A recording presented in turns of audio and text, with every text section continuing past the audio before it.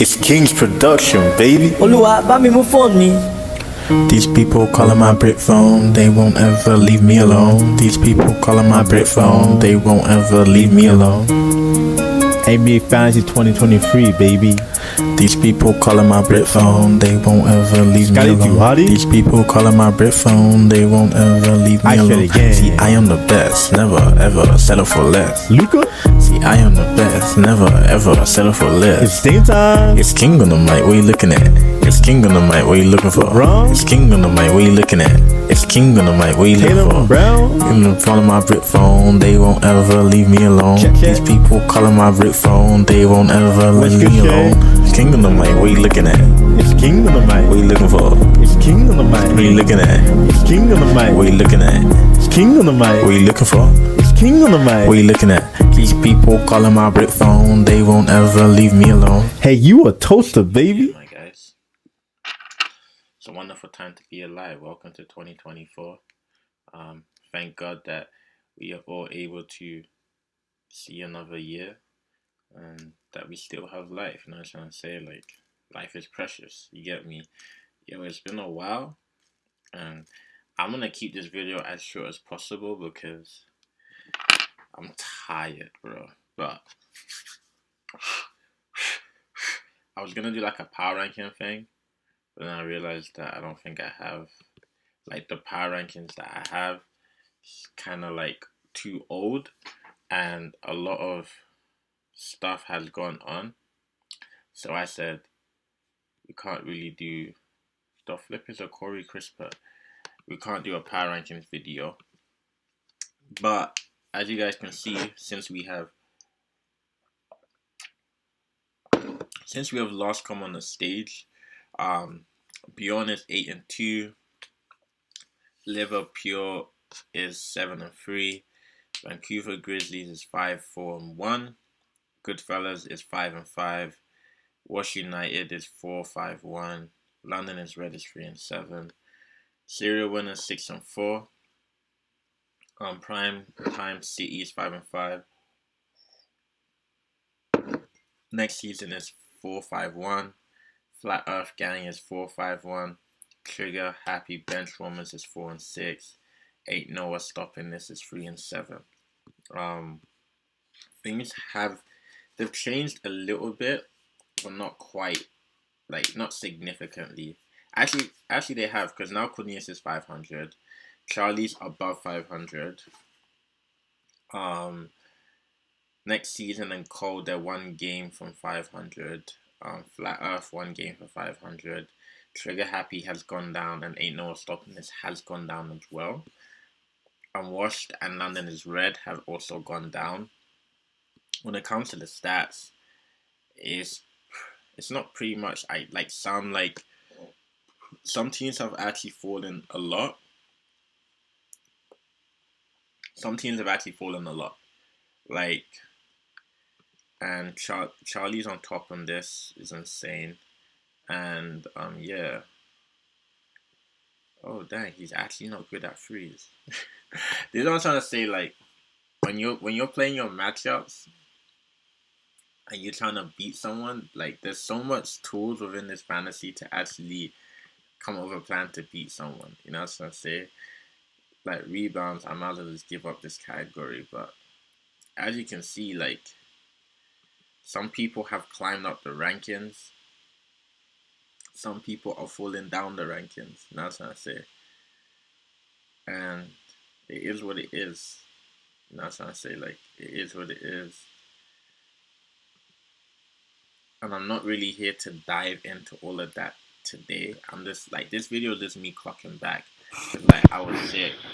And then this week I've just been so tired. So this is just me, like, clocking back to say hello to 2024.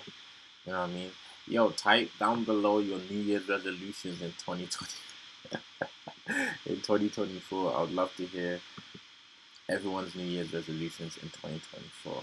Like, I'm actually being serious. I'd love to hear them. So those are the standings, man. And we're just gonna go to the scoreboard. And yeah, like, this is gonna, like I said, it's gonna be a quick video. I'm just gonna tell you what I go on this week, and then So I go bot score, yeah, I go bot score. Well, I'll go on this week, and I'll make my predictions for next week, and then I'm out of here. You know what I'm trying to say? The next week I'll actually like resume schedule. But I was like, let me not like come up on here, let me not go another week. Like, let me not do that. Let me not do that. So I was like, let me come up on here and you know what I'm trying to say. But I will say this, right? So I'm up against Beyond. I don't know how I've been ahead in this matchup, I think from day one. I don't know how. Man's team is good. Like, it's really tight matchup. 6 assists. His free throws are really, really high, man. They're really, really high. I don't know if they will stay this high today, but we'll see. The rebounds, I do expect to lose this category. Assists, surprisingly, I actually expect to win it. I don't know why I'm not currently winning it, but I expect to win it. And then steals and blocks, I don't expect to lose. Double doubles, I believe I've already lost. And then points up for grabs. Points up for grabs, like, and this free field goal percentage is too close for my liking, man. Like, this matchup could go either way on any given day. But yeah, it could go either way. Like, Marek has a strong team. Vukovic is back, but he's not starting him. KD is back. You know what I'm trying to say? Like, KD's back. So this is like, and then I think Luka's day to day. He may not play today. So like, this is a intense matchup because I want to win the assist category, right? But I also want to keep my field goals high. But I want to win the 3-pointers as well, right? With KD coming back, winning the point category is a long shot. It's gonna be hard for me, right? It's gonna be hard, but I believe I can win like 1, 2, 3, 4, 5. If I can win those 5, I win this. So like, win field goal, 2, 3, 4, 5. If I win these 5, I'm good. And I actually think I can do it. The key, Doncic has to play today, man. If he doesn't play, he makes it harder. He does make it significantly harder. Like, he does. You know what I mean? He just makes it so much harder. But then I can put Tyus Jones on, and he does get assists. So in a matchup like this, it's like you want to play your best players, but then also you have to be very strategic. Because I want to put on Naz Reid because he has a really good free throw percentage, but I need assists and he doesn't get me assists. I don't expect Brogdon to play as bad as he did last time. I expect him to get at least 5 assists today, which is almost like 10 assists in this matchup, right? You have, like, so it's like, it's tough. Like, matchups like these are tough because it's like, if you don't play your best players, you lose. But then, like, even if you look at Malik's team, Vukovic, he hasn't even put Vukovic on, or Mike Conley, or Herbert. You know what I mean? So it's like, thinking for Malik, it's like, okay, what categories are you trying to win? Like, you know what I mean? Like, and I think he's lined up his team to obviously win the points category. But it's like, if you're trying to win, like, the assists, I feel like a guy like Mike Conley needs to be on. That's just my opinion. But the issue is who for. You know what I mean? Do you need a Clint Capella in the rest of this matchup? I don't think you need a Clint Capella. And the reason why I don't think you need a Clint Capella is because I'm not going to beat you in rebounds. You're better than me at rebounds, as we saw in the standings. So you can actually sacrifice Clint for maybe Mike Conley to win the assist. But then again, you still got Jalen Murray, you got KD, you got Clark, like OG, you got Shooter who can get you assists. So that's what I'm saying. Like, a matchup like this, it's like, I can't even say nothing bad to Malik because I'm in the same position with him where it's like, you're going to have to put people on the bench where you can get you big numbers or give you a big game. And because of that decision, it could win or lose you the matchup. You know what I mean? So, like, with Malik, I think me and him, we're going to go till Sunday. We're going to go till Sunday, like, literally. The vibe between us is different. Before, we used to talk a lot more crap to each other. But now it's literally just all love. Like, it's not like we don't talk crap, but it's like, I think it's just maturity. Like, you know, when you know, like, oh, there's actually a cool guy, and it's like, yeah, there's a cool guy, and there's like literally no bad blood. So in a sense where it's like, I can say your mom, and he's not gonna be like, yo, what you trying to say, because it's like, oh, you have a greater sense of who someone is. This matchup, yeah, I don't think this matchup is over. I think Chris is very much in it, like very, very, very, very much in it. I don't even know why Chris doesn't like his team, and he must have said, "See you guys next season." And to be honest, it did piss me off because I'm just like, bro, like you're 3-7, you're 4 games from 500, which is 4 weeks, right? Looking at the standings now, I'm telling you right now, some people are gonna make the playoffs with a 500 record, just being 500. So if I'm Chris, you don't need to have the best team for regular season, but you need to have a team that you know is gonna be sick in the playoffs and gets you to the playoffs. You know what I mean? And you have Towns, Chet, Victor Wanyama, and Porzingis. All of those guys are great trade pieces. So your team is nowhere near from being folded. Like nowhere near. Like if like I'm looking at a guy like Jordan Poole for you. The reason why I'm looking at a guy like Jordan Poole is like this guy was not a good draft. He wasn't a good draft. If there's a way you can sell Jordan Poole, I would sell. I said sell. I mean trade, because he kills your field goal percentage. You just need to rebrand your team, bro. It's just that simple. Like your field goal percentage is not good, and you don't like you're obviously like because you've made trades, your team's threes are not that good. So that means you need to be winning the field goal category, which means that you need to get rid of guys like Jordan Poole who don't shoot well, and then possibly get rid of a Jordan Poole and get a small forward or a power forward. You know what I'm trying to say? Like, why not do that? Or you can get rid of a Porzingis and get you a nice small forward or a guard that can get you, you know what I'm trying to say? But you're not done. Like, you're only 16 rebounds off. And then with the steals, there's only 2 steals away. And double doubles, you're only 1 away. So you literally just need to and the assist is only 6. There's only 6 assists left in it, right? Yes, he has Sabonis and Scotty, who are playing great, and Emmanuel quickly had a great last game. Kyle Kuzma is playing he has good I just feel like this is wide open. I feel like it's wide open, in my opinion. I feel like you should be doing good. Like even his field goal percentage is higher than it normally is. But this rebound category I think is still wide open. And the steals and the assists is still wide open. You know what I mean? And the best assist guy in this matchup is Sabonis. And then Scotty Barnes. So he does have better assist guys, but I still think you can win that category. And the double-double category is still up for grabs. You know what I mean?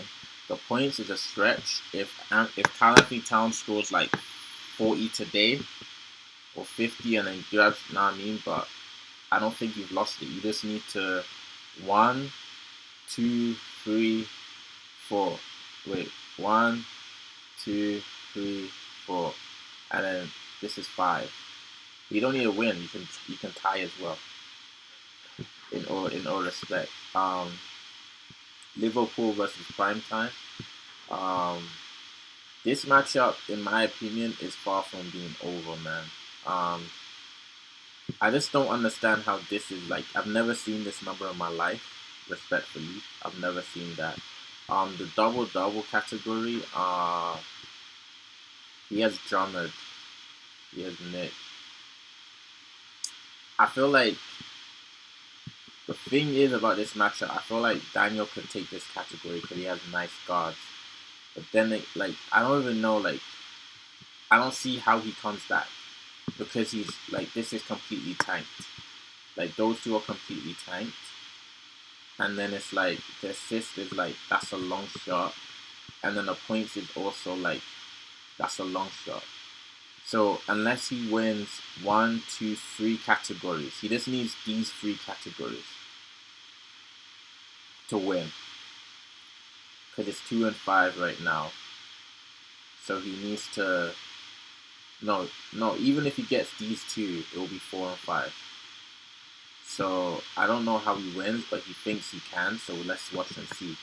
And then Goodfellas versus next season. Respectfully, this matchup, it seemingly looks like it is over. So there's not really much to discuss. Next season, I think they have, if not the best team, top 3 teams, but their record doesn't show it. And it's like, I don't know how you can have Giannis, Fred VanVleet, Tyrese, Nick Claxton, Zach LaVine, Bam, and even CJ McCollum and have a 4 and 5 record. Yes, you had injuries, but everyone has injuries. You know what I'm trying to say? So it's like, I don't know. I don't really know what to say. I'm not gonna say too much on that. Trigger Happy versus Washed. I see Washed winning this like comfortably. I do not believe there is a way back, like at all. I actually don't think there's a way back. And if I'm Anthony, I gotta really think, because you got Draymond Green on your bench, who's a red card, and you're about to be 4 and 7, and it's like you're digging this hole from yourself. You don't want to make trades. You're keeping Draymond on your thing, and it's like, do you really want that? You know what I'm trying to say? Like, or are you trying to make playoffs? I don't really get it. Rico after this week will be back to 500. You know what I'm trying to say, which is good. I didn't expect his team to go on such a blunder, but I think that his team's doing incredibly well. His team's doing incredibly well, and Duncan Robinson. But yeah, his team is doing incredibly well, and I didn't expect his team to go on such a blunder. But I think his team is really good, and I think Rico will be good. I think Rico will be good. Josh Giddey. And then the last matchup, Vancouver versus serial winner. I still think it's up for grabs, you know. I still think I should have beat Charlie, by the way. I think next season, I don't know, like, they need to do like a league, like ESPN either needs to change its policy, or we in the fantasy need to change our policies, because I've seen so much times where people be in a matchup and they will have a player on their IR who is playing, but because other games have started, they're not able to put that player on, and they will either lose the matchup or draw the matchup when they're meant to win. So I think in our constitution, obviously after this year is done, or let's say like during All-Star break, we sit down, read the constitution, and have a vote and see if we want to change that. Because I'm not saying it for me. I'm saying it because this has actually screwed over many people. Like, Charlotte Hornets have one of the worst injury report things in the league, where they'll be putting people on day-to-day and lying about the player's injury. You know what I'm trying to say? So I feel like maybe if the league is not giving you the update, and in the chat you're like, yo, commissioner, I'm not sure, but I'm not sure if my star player is playing. He's on the IR right now, but if he does play, can you please put him on? I think if you send that message, I think league-wide we should all be like, you know what, that's fair. But if you completely abandon your team and you're not sure if the player's even playing or not, then no. But if you actually want to try and put the player on, but you can't because of or the first game has started, but you wanted to trade your injured player for another injured player or something like that, I think we should actually let that slide, in my opinion. Because I just think that it's just a whole bunch of nonsense what these guys are doing. And it's like ESPN's not fair, where because one game has started, it affects everyone, and it shouldn't be like that, you know what I mean? And this matchup isn't done. Even though it's 7-2, it doesn't feel like a 7-2 because the field goal percentage is still up for grabs. There's only 3 rebounds between them. There's only, I think, 5 3-pointers between them. This is done, but there's blocks and this, and the points is still really close. Champion could actually still win this because look, 1, 2, 3, 4, 5, 6 categories are still winnable. And Charlie's not really good on double-doubles, you know what I mean? But he's great on points, you know what I'm trying to say? And he's really good on 3-pointers, and he has Kawhi playing. But it's still very, very possible, man. It's very, very possible. So it's literally just up to the manager. It's up to the manager! Then we're going to look at next week, and we're going to call it wraps because I'm knackered. Next week, Flat Earth versus Ain't No One Stopping This. Respectfully, I see this as a bye week, man. And it's sad. It makes me sad because for me, it's kind of starting to piss me off. And I feel like when we add people to the fantasy, and this, again, this is nothing personal. Like, I don't know what goes on in anyone's personal life. You know what I'm trying to say? Like, I really don't know. I don't know, and I can't talk to it. That's between them and who they want to share it with. But I just feel like when you join a fantasy, it affects everyone when you're idle. If that is not, and it's like people don't understand that your action isn't just your action, it affects everyone. You know what I mean? In a sense where it's like, if you're at the bottom of the standings, but you're not making trades, it means that it's like how the world is financially now. There's only rich and poor. There's no middle class now. It's either you're rich or you're poor. And I don't want this fantasy to be like it's either you're rich or you're poor, but that's what it's almost like because the same people trade with each other. I think it's me, Rico, Daniel, who make the most trades, and even Malik. 4 people constantly trade with each other. Everyone else doesn't trade. No one else trades. Like next season, they don't trade, but yet you're 4 and 5 with your great team. Trigger happy, you're 4 and 6. You don't trade. You know what I mean? Charlie, you're 5, 4 and 1. You don't trade. You know what I'm trying to say? Cornelius is 5 and 5. He doesn't trade. Chris is 3 and 7. He's starting to trade. You know what I mean? The 2 teams with the best records are making more trades than the people in the middle and at the bottom. It just doesn't make sense, and it's like I don't know like how else to say it or ring the bell, but it's almost like I'm actually gonna go there. If this shows me who you are as a man, that's simply what it is. It shows me who you are as a man. Like at the end of the day, like if your record is 4, 5 and 1 and you don't trade, but yet you think your team is gonna magically become great, that's on you, bro. But all I'm saying is that my man is 8 and 2. He makes double the trades that you make. He's 8 and 2. If that doesn't say something, then I don't know what else to say. Respectfully, I don't know what else to say. But if that doesn't speak volume, then I leave it. I just don't, because it's like, okay, let me not even use Chris. Actually, let me use Chris. He's a reigning champion. He's 3 and 7. His team is not good right now. But you know what makes it harder for Chris, and you know what also makes it harder for Malik as well, because these guys are top and bottom. When the people who are not as good or not as bad as them do nothing. You know what I mean? It's called lace in the sense where it's like you're not creating a free market. In the sense where it's like there's no one in the middle that's trying to get to the top. In a sense where it's like, how can me and Daniel in the middle and Rico be the only guys making the most trades? We are making the most trades, which means only 3 people are trading with each other, which means that at a certain point, our trades are not going to be enough to get to this 8 and 2. They're just not, because you're going to need a new competitor to enter the market. But no one else wants to enter the market because they're too scared. Like, you're too scared to make a decision.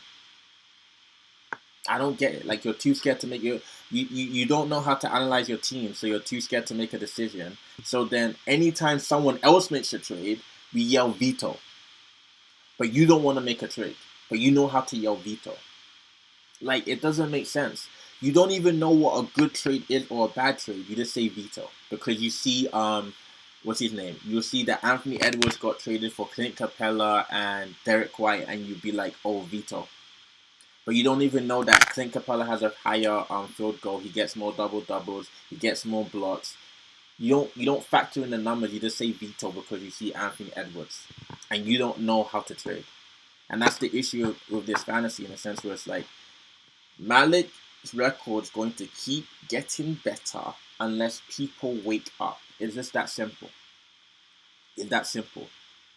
And that's why, like, when David was in the fantasy, that's why he would just steamroll through the regular season because it's like he knows that certain guys are not going to do anything. So he's going to trade with guys that do things to make his team even better. And then he'll steamroll. The only reason last year that he didn't do as well is because he just overthinked it. Like, he overthinked it. But if he didn't make those trades, I'm pretty sure it would have been a David and Chris final. That's my opinion. So that's what I'm trying to say in a sense where it's like, okay, Rico makes a lot of trades and everyone has an opinion. But at least as a man, he's doing something. What are you doing? Nothing. Like, respectfully. Actually, not even. I'm done. Disrespectfully. You're not doing nothing. Like, you're not doing nothing. Okay, Daniel makes all sorts of trades, right? But guess what? He's 5-5, which means that he has a better record than 1, 2, 3, 4, 5, 6. And there's 12 people inside the thing. So he has a better record than half the people, but yet he consistently makes bad trades, but yet he still has a better team than you, man. So I don't get it. The math is not mathing. Because I'm pretty sure the people that have the least activity inside this league in sense of trades are at the bottom. They're at the bottom. Charlie's team started off bad. This guy made a couple trades. Bang, bang. Now he's 5-4. Is it the greatest record? No, but he had to make adjustments. And his team's better. It's just that simple, man. I'm beating, ain't no one stopping us. This is a bye week. You know what I'm trying to say? And I might do something drastic. I'm thinking about I might do something drastic just to wake some people up. And if they don't like it, good. Because I don't really care if people like things or not. Sometimes you just got to do some crazy things and to provoke people. And just so that you can see how they respond, which shows you who they actually are. Those two are very important. You need to see how people react to situations. And through their reaction, you get to have a greater idea of who they are and the man that they are. So I'm going to do something, and people are not going to like it, but I'm doing it so that they can talk and wake up. You know what I'm trying to say? Because if you're not going to help yourself, I will help you. You know what I mean? So after this, I'm going to log on to my thing, and I'm going to trade Sabonis off of Joe's team. That's what I'm going to do. Want to know why I'm going to do that? And I'm going to do it at a time where there's enough space for him to respond. You know what I mean? I'm gonna get Embiid. I'm gonna take Embiid off of Anthony's team. Why? Because I'm gonna do it when there's enough space for him to respond. Why? Because you're gonna be 4-7 at the end of this week, and you have Draymond in your bench, and he's suspended. You know what I'm trying to say? And you're gonna be you're gonna be 4-7, but it's still not good enough. It's still, like, at this rate, you cannot make playoffs. Like, you are not making playoffs. You know what I mean? Bjorn and Liverpool, both of them can lose, respectfully. You can both lose. And if there's a way we can make that happen, let's make it happen. We got a Walker derby. So far, I'll have to go with Cornelius. He's 5-5. He has the better record. I would have to go Cornelius. Vancouver Grizzlies versus Wash United. I actually don't know, but I'm going to go with Charlie. He's on the better run, and his team is better right now. Rico's team was projected to be better, but in actuality, it's not. But then again, who knows? Prime time versus serial winner. I'm going to take prime time because I feel like the 6-4 record is it's not real. And the 6-4 is very closely about to be either a 6-6. You know what I mean? That's just my opinion. And then next season versus Trigger Happy. If Anthony takes Draymond Green off of his bench, I actually think Anthony can win.